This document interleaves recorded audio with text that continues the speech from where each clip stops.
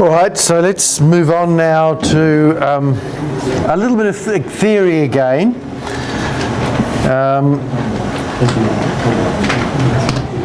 And I thought it was, because antivenom is so crucial in the management of envenoming, I think it's probably a good idea if you have a little bit of background about what is antivenom, what is it good for, what's it not good for. So antivenoms are a specific or polyspecific antidote to a venom. And there are several types. There are polyvalent antivenoms which are raised against several different venoms. In this case, snake venoms. There are monovalent that are raised against a single species venom. And the third group, which isn't often mentioned, are the monovalent antivenoms, which might actually be, they're labelled monovalent against a single species, but in fact they may be raised, come from antibodies that are active against more than one species. So what does antivenom do? It's an antibody. So it's attacking an antigen, the antigen being components in venom. And the antibody will bind to epitopes on the venom, and the place that it binds, when you make an antivenom, you can't determine where it's going to bind on the antigen. So it may bind on the active site, but it may bind a long way away from the active site.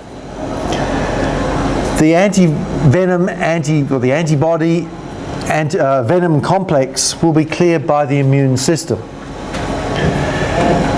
If the antivenom, the antibody which is the antivenom, is bound to the active site, that might immediately inactivate the venom action. But if it's bound somewhere else on the venom molecule, away from the active site, it's possible for it to be bound and the venom still to be quite active.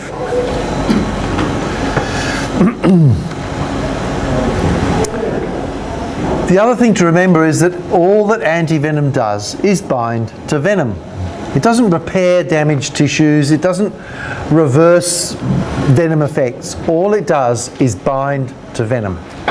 And then hopefully that venom can be eliminated from the body.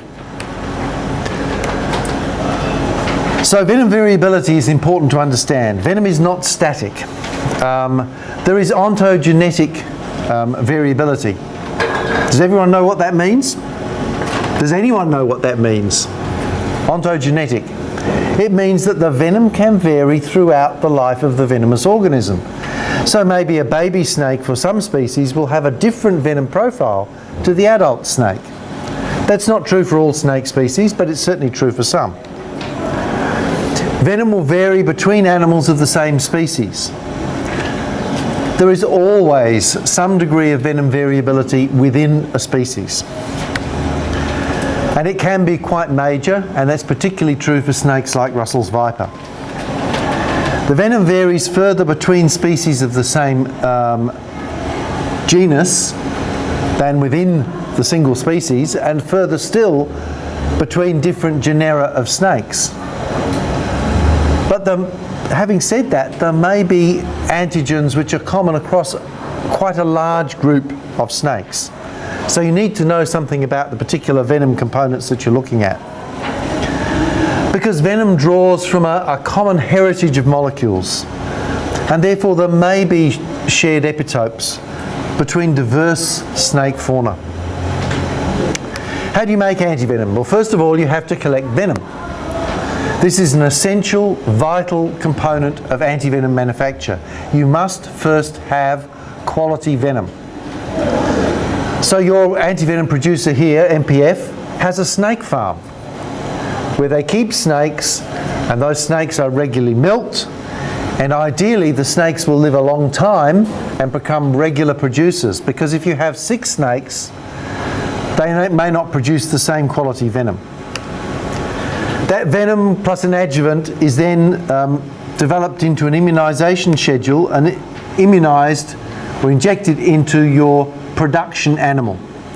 Now for most snake antivenoms, including those here, that's a horse. But some antivenoms are made in sheep. There are problems using sheep, which I won't go into here. Some antivenoms are made in rabbits. In the past they've been made in goats as well. All you're doing is using the animal's capacity to produce an antibody reaction against the antigen venom. So you start with a very small dose and you keep giving them further doses, increasing the dose so that the animal becomes an antibody production factory. You then regularly harvest blood from the animal, and particularly the plasma portion of blood, because you're after just the antibodies. That antibody fraction is separated, made sure that it's safe, any pyrogens, etc. should be removed, etc. You may choose to fractionate it so that it's no longer the whole antibody, IgG, but a portion of IgG. And I'll talk about that a little bit later. After that, it has to be quality tested. It has to be ensure that it's safe, and you have to ensure that it's potent. You have to do testing studies on each batch to make sure they fit the criteria for potency. And lastly, it's packaged into vials and distributed. So what about the types of antivenom? Well, the first original type was whole IgG. And this arguably remains the most effective neutralizing type of antivenom. But IgG in the past has had a significant rate of adverse reactions. So people have tried to fractionate it, reduce it into subforms of IgG. FAB2 is the most common, but also FAB prime. And more recently, they've tried to produce antivenom in chicken eggs, so IGY based, and everyone got excited about the potential of this, but there are big problems with it, and basically it's no longer used. So all of the current antivenoms are IgG based. So we have the whole IgG molecule, which is quite large, as I'm sure you know, with the active portion here and the FC portion down here. You can cleave off that heavy chain, the FC chain, using pepsin, and that will produce a Fab2 antivenom. And Fab2 antivenom, because it's lost the FC portion, is supposed to have a lower rate of adverse reactions, but still have a long time distribution, half-life in the body, and is quite an effective antivenom. More recently, people have looked at cleaving it at the hinge region using papain and producing two separate fragments of FAB. These are much smaller molecules, therefore they can be distributed more easily outside of the bloodstream. That's a good thing. The problem is, because they're small molecules, they are rapidly cleared from the body. That's a very bad thing. This antivenom is currently the antivenom used to treat rattlesnake bite in North America. And they have big issues with having to give repeated doses of antivenom because of the rapid clearance of a Fab portion. An ideal antivenom would probably be a mix of several of these different types, but we don't have that at the moment for a variety of logistic and cost reasons. So we need to think in terms of the quality of the antivenom, all of the various things that can affect that quality. Is the source venom appropriate? Have we got the right pooling of venom? For a species like Russell's viper, have we got venom representing all of the geographic variation of venom within that species? Is it good quality venom in terms of the way it's produced from healthy snakes? The host animal, are we using healthy horses or sick horses? Or whatever the animal might be. Do they produce good titers, reaction rates, etc.? What fractionation method are we using? And what is the balance between the quality of the antivenom versus the cost of production? Because the more you fractionate, the more of your antibody you lose in the fractionation process. So it makes it much more expensive. As I said, whole IgG is not a bad choice except for its adverse reaction rate. But we now have techniques to try and clean that up that are producing adverse reaction rates which are much closer to fractionated antivenom. So the way that antivenom is being made and what we choose as the optimal is changing as we learn more, develop new processes. You must have quality control at all stages, and then the issue of is it a liquid antivenom or a freeze-dried? If it's liquid, you need to keep it refrigerated. But when you want to use it, you don't have to try and dissolve it. It's ready to use, you can put it straight in the patient. Freeze-dried is much more stable. You may not need a fridge, you can keep it for longer shelf life, but you have to wait for it to dissolve, and it has to be a good quality that dissolves easily. What about polyvalent? Your antivenoms here that are made in this country are both monovalent. The viper for Russell's viper, the cobra for the monocelate cobra. But a number of countries, in fact probably the majority of the world's countries, use a polyvalent antivenom, an antivenom raised against several different venoms, and you can give this to bites by many different types of snake without having to worry about was it a viper or a cobra. So that's potentially a good thing. The problem is that the more species you cover, the lower the titer of antibody against any given species. So you need a higher volume, you may need to give more doses. The more doses you give, the more expensive it is, the more likely it is to have an adverse reaction. And you probably can't cover things like intraspecific venom variability as easily because of those limitations on how much venom you can use from each species. So there are a number of problems with polyvalent which partially offset the potential advantages. Currently, researchers are trying to find key epitopes that go across several species of snakes that can be used to produce a more efficient polyvalent antivenom. And that, I think, is the way that things will go at some stage in the future. The common way of doing this is to mix all the venoms in a single animal. A single horse is injected with several different venoms. But another technique, which is good though expensive, is to have one animal with one venom, another animal with another venom, and then you post-mix it all. That gives you very good control of your product, but at very significant cost. So what use are they? Why should we use antivenoms? Well, in most cases they are the only specific antidote that we might have for envenoming. They can be life-saving and they can reduce morbidity. Why not use alternative therapies? Well, in general, they're not as good as antivenom. But that's not to say that antivenom is perfect, because it is not.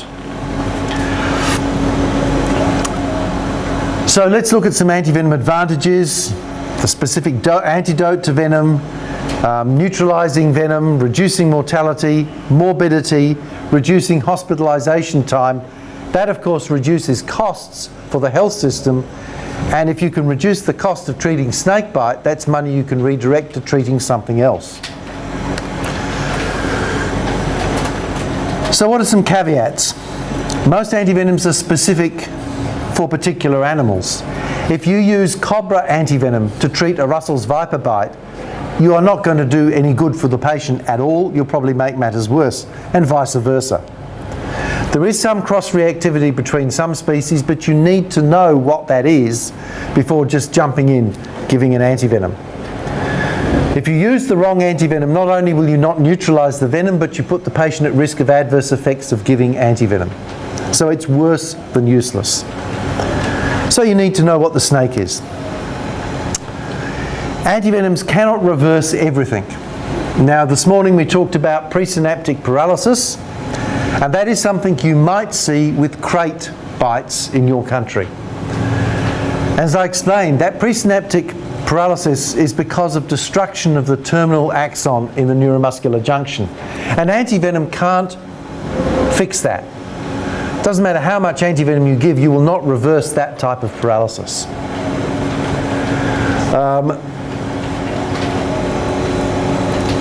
There are other venom effects, such as those causing myelitis, again intracellular, that antivenom will not repair. And it's uncertain that antivenom gets out to the periphery to deal with some of the local effects. It may have some benefit, but except for the Fab antivenoms, and we've already heard how they're a problem in North America, they don't get out very well. They don't make a big difference often to those local effects. And they're not benign. They can cause immediate and delayed reactions, as Sam has already told you. You need to match your antivenom dose to the degree of envenoming, and that will vary from patient to patient. The standard for a Russell's Viper bite is 8 vials. But in fact, if you look at the guidelines in more detail, you'll see that for a really severe bite, 16 vials might be appropriate, not 8. You always need to look at individual patients to see what they actually require. And you can't titrate your antivenom against an irreversible effect. So these effects, you can't judge whether you've given enough, whether you need to give more against these sort of effects, because they're not going to be reversible with antivenom. You need to match the timing and dose with the rate and amount of venom reaching the circulation. And we know that for some snakes, the Malayan pit viper is an example, which is comes into the border of your country. They appear to have a significant venom depot effect and can cause ongoing release of venom and envenoming over a long period of time, up to 2 weeks or more. So the early administration of antivenom may reduce venom-induced problems, but if you give antivenom to every patient who walks in with, "I've been bitten by a snake," not all of them will be envenomed, and some of those patients who are not envenomed will then get an adverse reaction to the antivenom. So there's a juggling match between giving the antivenom early and not giving it to the wrong people. The dose, as I said, should match the degree of envenoming. So how do we determine that? That's a combination of all the things we've talked about earlier today. Sam went through the clinical findings, the laboratory tests or analytical tests, the rate of change in findings, how fast is the edema advancing, how fast is the paralysis advancing. Maybe you could measure venom levels, but that's not a practical thing to do anywhere in the world at the moment. It might be possible in the future, but at the moment it's not. And I would say there's a degree of guesswork here. And if you're inexperienced, maybe you need to talk to someone with more experience if you're not sure.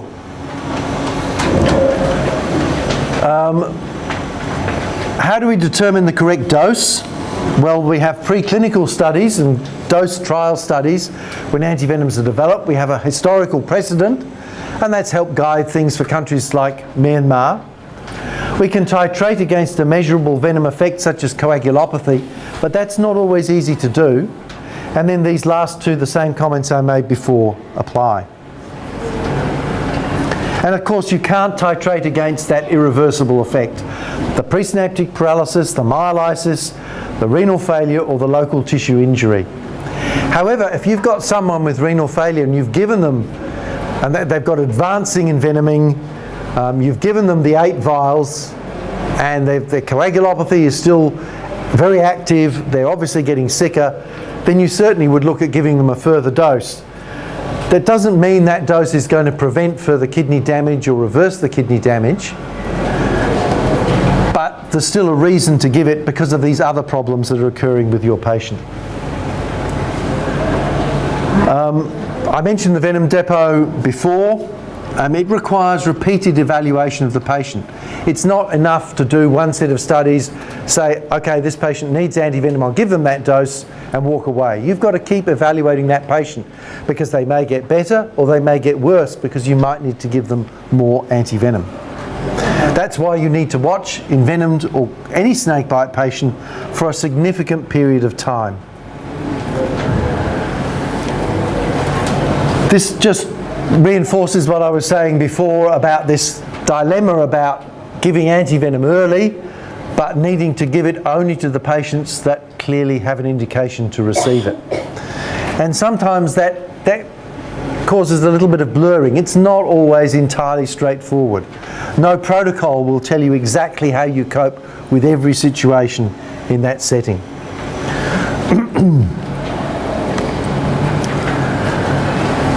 As I said, you can titrate for some antivenoms. It's not a common policy here because you are dealing with such severe envenoming. Russell's Viper is a classic example. You want to give a really good dose as soon as you know they need an antivenom. That's why you don't want to give 2 vials and see if they need another 2 or 4. You start with your 8 vials. Make sure you've given enough to try and deal with the problem. And if they already have massive envenoming, maybe even give them 16. fairly early on. But for some other snakes, maybe you can follow what's going on. For a snake with purely postsynaptic paralysis, like a cobra, maybe you can give the 4 vials that's recommended. But if the paralysis is advancing further, you might consider giving another 4 vials, for instance.